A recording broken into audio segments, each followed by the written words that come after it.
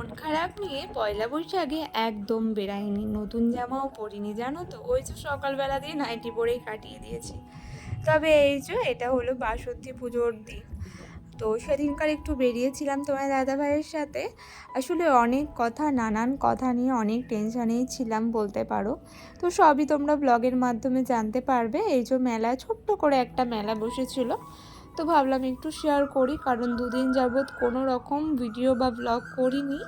তো সেই কারণে তো এই যে এত গরম পড়েছে, তারপরে তোমার দাদা ভাই এখানে দুটো চকোবার নিল। আর চলো তোমাদের মায়ের দর্শনও করিয়ে দিই। তো হঠাৎ করেই প্ল্যান হলো, হঠাৎ করেই এলাম আর কি, মনটাকে ফ্রেশ করার জন্য।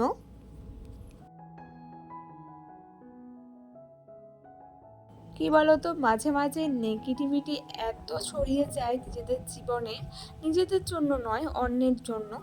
তো সেটা নিয়ে নিজেদের মধ্যেই ঝামেলার সৃষ্টি হয় আর কি, এটা ওটা নিয়ে। তো সেটাই কাটাতে না মাঝে মাঝে রিফ্রেশমেন্ট খুবই জরুরি, খুবই জরুরি। তো এখানে দেখো মায়ের মুখটা, এখানে কিন্তু প্রত্যেক বছরই খুব সুন্দর করে পুজো হয়। তবে মেলাটা খুবই ছোট ছিল, তবুও ভাবলাম একটু ঘুরে আসি আর কি। তো এখানে দেখো ওই তো আইসক্রিম কিনেছিল তোমার দাদাভাই, সেটাই খাচ্ছিলাম। আর আরেক জায়গায়ও পুজো হচ্ছিল আমাদের পাশের বাড়ি। তো ওই কাকি যেতে বলেছিল বলে আমি বলেছিলাম যে যাব না, ভালো লাগছে না। তবু ওই যে তোমার দাদাভাই বললো যে না, এত করে বলেছে চলো একবার। তো সেই কারণে তো দেখো ওখানে গিয়ে প্রসাদও দিয়েছিল। আর এটা আবার পরের দিন, দেখো পাট শাক দিয়ে ডাল হয়েছে, কচুর লতি হয়েছে। তো এসব দিয়েই দুপুরের খাবারটা করে নিলাম আর কি। আর পটল ভাজাও করেছিল মা। এটা হলো রামনবমীর দিন, তো আমাদের এখানে প্রত্যেক বছরই রামনবমীতে র্যালি মতো বেরায়। তো সেই কারণে এই যে মাম্মামকে নিয়ে আমি তোমার দাদাভাই দুজনে বেরিয়ে পড়লাম, মাও যাবে বাট পরে। তো এই তো এখানে কিন্তু এসেছি, আর তখনও লোক অতটাও ছিল না ভিড়। আর এখানে এই যে রাম ঠাকুরের দেখো ফটো দিয়ে পুজোও করা হয়েছে ছোটো মতো করে। আর এখানে একটু পরে এত ভিড় হয়ে যাবে কি আর বলবো।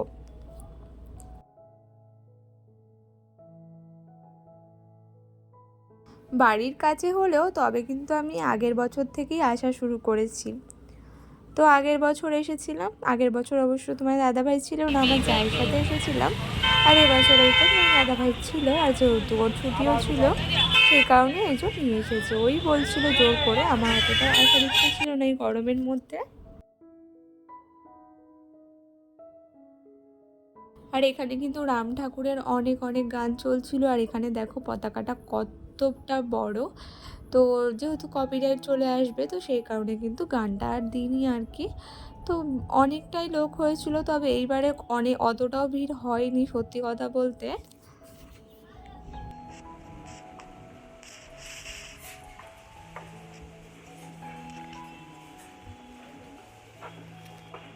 হ্যালো বন্ধুরা, welcome back to the channel. সবাই কেমন আছো? আশা করছি যে যেখানে রয়েছো খুব খুব ভালো রয়েছো আর খুব সুস্থ রয়েছো। আমার একটা নতুন ব্লগে তোমাদেরকে জানাচ্ছি অনেক অনেক ভালোবাসা। আবার এলাম তো তোমাদের ওই বাড়ির কিছু আপডেট দেবো আর কি, কারণ আজকে তেমন কিছু কাজ আমি তোমাদের সাথে শেয়ার করিনি আজকের ব্লগে। তো ইদানিং মাটি নিয়ে প্রচুর প্রবলেম হচ্ছে। পুরো যা তোমরা তো দেখেছো, আমার তো মোটে দুটো ঘর ছিল, ওই দুটো ঘর আর ওই যে টয়লেটটা, তো সবই ভাঙা হয়েছে। তারপরে নতুন করে আমরা নতুন যে তোমার কি বলে চেম্বার টেম্বার করে, তো প্রচুর মাটি বেরিয়েছে, প্রচুর, মানে পুরো আমার জমিটা জুড়েই মাটি ছিল। তো সেই কারণে এখন আবার কাজ অনেক দিন বন্ধও ছিল, কারণ লোক পাচ্ছিলাম না, ঠিকঠাক মতো দাম দিচ্ছিল না কেউ। তো এখন পেয়েও গেছি, তবে ওই যে ভেজা মাটি ছিল বলে লোকে বললো একটু না শুকালে নেওয়া যাবে না। আর এত গরম শুকিয়েও গেছে, আর আজকে থেকে নেওয়া শুরু করেছে আর কি। লোক অনেকদিন আগেই ঠিক করা ছিল। তো সেই কারণে এই টুকটুক করে করে কাজের প্রায় অনেকটাই লেট হয়ে গেছে। তবে ওই তো বাথরুম, আমাদের যে বাথরুমটাই আগে হাত দেওয়া হয়েছে, আর কলম তো প্রায় অর্ধেক দাঁড় করানো, এখনও কমপ্লিট হয়নি। তো 6টা মোট কলম পড়েছে। আর তোমাদের ওই যে ট্যাঙ্কিটা করা হয়েছে, আর ওপরে এখনও বাথরুমের গাঁথনি টাতনি কিছু হয়নি। তো আস্তে আস্তে করা হচ্ছে আর কি। আরও এই যে মাটির জন্য আরও দেরি হয়ে গেল। তো আজকে থেকে হয়তো টাইপিং হবে। কালকে দিয়ে শুরু হয়েছিল, তবে কালকে যেহেতু একটা লেবার ছিল তো অতটা হয়নি, তবে আজকে দুজন গেছে, তো আজকে থেকে টাইপিং হবে। মানে নিচটা আমি ঠিক অতটা বলতে পারবো না, তবে এই। ভালো মাটি রয়েছে কিছু, তারপরে রাবিশের মধ্যে মাটি দিয়ে দিয়েছে, ওই মাটি রয়েছে। কি আর বলবো, ওই কি বলতো, বাড়িতে থেকে কাজ না করলে যেটা হয়, তো সেটা তো আমাদের পক্ষে এখন এই মুহূর্তে সম্ভবও নয়। তো সেই কারণে হয়ে যাচ্ছে অসুবিধা। আর এত হাওয়া দিচ্ছে, তোমরা দেখতে পাচ্ছ হয়তো। তো এই তো ছিল বাড়ির আপডেট। এবার বলি আমাদের বাড়ি করা নিয়ে লোকের এত এত সমস্যা হচ্ছে, কি বলবো। আশেপাশের লোক তো আছে, তারপরে কিছু মানে কি বলবো, মানে বলাও যায় না সেসব কথা। তো যাই হোক, কি বলো তো, কেউ হঠাৎ করে এই যে আমরা ঘরে হাত দেবো ভাবতে পারিনি, কারণ ছোটোবেলা থেকেই তোমার দাদা ভাই খুব দুষ্টু প্রকৃতির একটা ছেলে, মানে খুবই দুষ্টু, মানে বাইরের দুষ্টু প্রচুর। আর আমি বিয়ের আগে বা বিয়ের পরেও শুনেছি ও ঠিকমতো কাজে বাজে যেত না, মানে কাজ বাজ করে না, ওই ঘুরে ঘুরে বেড়ায়, এরকম টাইপের একটা ছেলে, মানে দাদা ভাইয়ের কথা বলছি। তো তবে সত্যি কথা বলতে আমার এই তো 8 বছর বিয়ে হবে, এখনো কমপ্লিট হয়নি, হয়ে গেছে। যাই হোক, তো যতদিন বিয়ে হয়েছে ততদিনে কিন্তু তোমার দাদা ভাই মানে কাজ থাকলে যে বাড়িতে বসে রয়েছে এমন কিন্তু কোনো দিন হয়নি, কোনো দিন হয়নি। মানে ওকে মানে রাত ভোর পর্যন্ত আমি কাজ করতে দেখেছি। আর বিয়ের 2 দিন পর থেকে ও মানে বাইরে চলে গেছিলো, মানে কলকাতার দিকে কলকাতা নয় সরি, সুন্দরবনের দিকে চলে গেছিলো, যেহেতু প্লাইউড ডেকোরেশনের কাজ করে, আর আগে টেকনোর আন্ডারে কাজ করতো। মানে কোম্পানি যেগুলো হয় টেকনোর কোম্পানির আন্ডারে অনেক অফিস থাকে, স্কুল থাকে, কলেজ থাকে, তো সেগুলো ডেকোরেশন, তো আরও নানান কোম্পানির ডেকোরেশন এগুলোরই কাজ করে। তো সেই কারণে ওকে মাঝে মাঝেই বাইরে যেতে হয়, তবে এখন তো প্রচুর কম হয়ে গেছে, আগে আরও যেত। তো যাই হোক, সেটা মিলিয়ে তবে সত্যি কথা বলতে টাকা জমানো শুরু করেছি ঘর করার জন্য আমার মাম্মাম হওয়ার পর থেকে। তো মাম্মাম বলতে পারো সত্যি অনেক অনেক লক্ষ্মী, আমাদের অনেক লক্ষ্মী আমার কাছে, এমনিতেও লক্ষ্মী অমনিতেও লক্ষ্মী, যদি আমি নাও করতে পারতাম তবুও আমার কাছে লক্ষ্মী। তো যাই হোক, তবুও তো মেয়ে হওয়ার পর থেকেই কিন্তু আমরা আস্তে আস্তে একটু ঠিক হই আর কি। আর ঠাকুর আশীর্বাদে এখন ঠিক আছি। আর যেটা এখন মেন ফোকাস সেটা হলো ঘর করা। তো কি বলো তো, এই যে সবাই বলে এসেছে যে একটা কুঁড়ে ছেলে, তারপরে ঘুরে বেড়ায়, এরকম একটা টাইপের ছেলে হঠাৎ করেই মানে এরকম কি করে হতে পারলো, মানে কেউ আশাই করেনি ওর কাছ থেকে, মানে কেউ আশাই করেনি। দেখবে যে কম রোজগার করবে না তাকে সবাই মানে একটু কমই অ্যাটেনশান দেবে, আর যারা একটু বেশি ইনকাম করবে বা যারা বেশি লোককে দিতে পারবে, দান ধ্যান করতে পারবে, তাদেরকে একটু বেশি অ্যাটেনশান দেওয়া হবে। আর যারা পারবে না আর তারাও মানে সবসময় লোয়েই থাকবে। আর এমনিও তোমার দাদাভাই কিন্তু খুব শান্ত প্রকৃতির ছেলে, খুব যে মানে কথা বলে তেমনও নয়। তবে এইটা যে আমরা হঠাৎ করে যে ঘরে হাত দিয়েছি না, এটাতে অনেকের অনেক বেশি সমস্যা হয়ে দাঁড়িয়েছে। তো এমনকি আমরা যেদিনকার বললাম যে বাথরুমে হাত দিয়েছি, তো ওই যেদিনকার ট্যাঙ্কিটা তোমাদের ঢালাই করে গাঁথনি করা হয়েছে নিচের দিকটা, তো যেদিন করা হয়েছে তার পরের দিন গিয়ে দেখা হচ্ছে 3টে ইট কে যেন ভেঙে দিয়েছে। এই গেল। আবার আগের দিন তোমার দাদাভাই গেছে, সেদিন গিয়ে দেখছে ইট চুরি হয়েছে, গেল। আরও আছে, আর যেগুলো বলাও যাবে না, মানে বলবো না, না বলাই ভালো, ওগুলো ওইসব কথা না বলাই ভালো আমার পক্ষে।